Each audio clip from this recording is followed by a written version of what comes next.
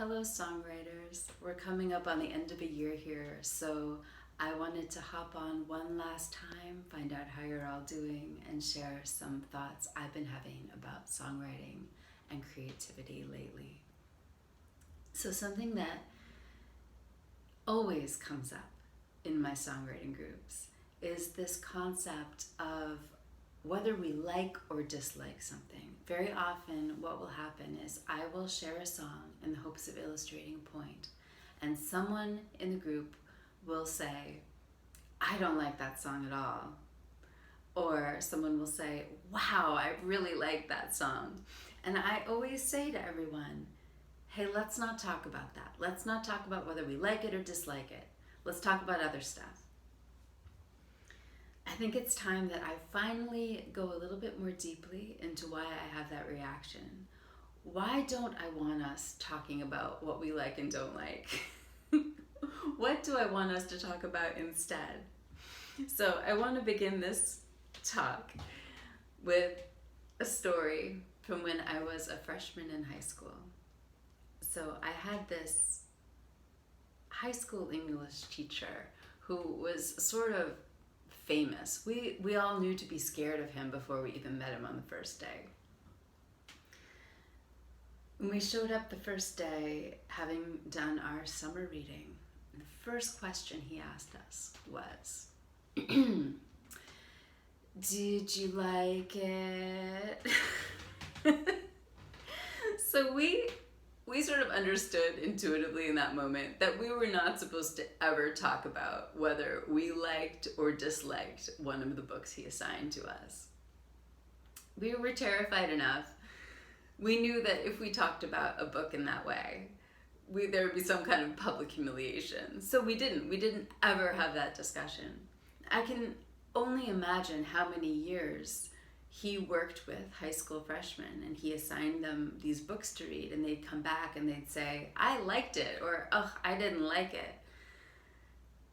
And I can imagine his impatience, ultimately, because that's not what his project is in there. He's not trying to figure out everyone's favorite ice cream flavor, right? He's trying to figure out how to help us learn to read and write.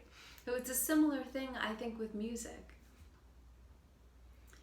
When someone just keeps reacting to new material, oh, I like that, I don't like that, they're really just deciding what I am in this world as a music fan. Now, there's nothing wrong with being a music fan. There's nothing wrong with having things you automatically like or automatically dislike. But if that's all you decide you are, then you're never going to expand your artistry. You're never going to become all you can be as a songwriter. It turns out that what we automatically like and dislike doesn't even have much to do with us. There are scientific studies that have shown that what we automatically like has everything to do with what we heard between some ages of like 8 and 18. So really, when people respond, oh, I don't like that. Oh, I do like that. Oh, I need music to have a certain kind of harmony for me to like it. Oh, I need music to have a certain rhythmic sensibility for me to like it. Oh, I don't like music written after this year. I don't like music written before this year. All we're doing is saying again and again, I was born in 1963. I was born in 1993. I was born in 2005, right? All we're doing is just stating more and more emphatically the year of our birth. So what you automatically like, I want you to think about that as what happened to you. You were passive in that. And it's everything beyond that I find much more interesting. It's like everything beyond that, that's your artistry. That's the part of your musicality that you have taken an active role in cultivating. In music, we talk about whether someone has big ears. This is high praise. If someone has big ears, that means that they hear the value in a wide array of music. Now, no one can possibly have been born in every year, so big ears are not a thing that happened to us. big ears. They are a thing that we cultivate. So yes, when I'm in a group with a bunch of songwriters and they just keep saying what they like and don't like, I bristle, because for me what they're saying is, I will not be taught today. I will not get better today. And I want to get in there. I want to pry their ears open. I want to say to them, liking this is your responsibility. Like it, and then you'll learn from it. So what's the antidote to this? What's the antidote to our just sitting in what we automatically like and dislike and not growing? I think it's curiosity. I think just saying to someone, you have to like it, I don't think that gets us anywhere. But I think what we can say to ourselves is, I'm going to be curious.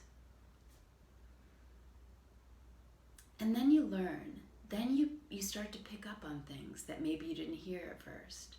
You start eventually to be willing to take a new song on its own merits. You stop requiring of it, and you start letting it require a new thing of you. Curiosity ultimately leads to knowledge, and that ultimately leads to the deep knowing that yields liking something, or heaven forbid, even loving it a little bit. So I want to end with a beautiful Nietzsche quote, which encapsulates this better than I can. One must learn to love. This is what happens to us in music. First, one has to learn to hear a figure and melody at all, to detect and distinguish it, to isolate it and delimit it as a separate life. Then it requires some exertion and goodwill to tolerate it in spite of its oddity, to be patient with its appearance and expression, and kind-hearted about its strangeness. Finally, there comes a moment when we are used to it, when we wait for it, when we sense that we should miss it if it were missing. And now it continues to compel and enchant us relentlessly until we have become its humble and enraptured lovers who desire nothing better from the world than it and only it. But that is what happens to us not only in music. That is how we have learned to love all things that we now love. In the end, we are always rewarded for our goodwill, our patience, fair-mindedness, and gentleness with what is strange. Gradually, it sheds its veil and turns out to be a new and indescribable beauty. That is its thanks for our hospitality. Even those who love themselves have learned it in this way. For there is no other way. Love, too, has to be learned. Okay, everyone, so maybe that can be one of our New Year's resolutions.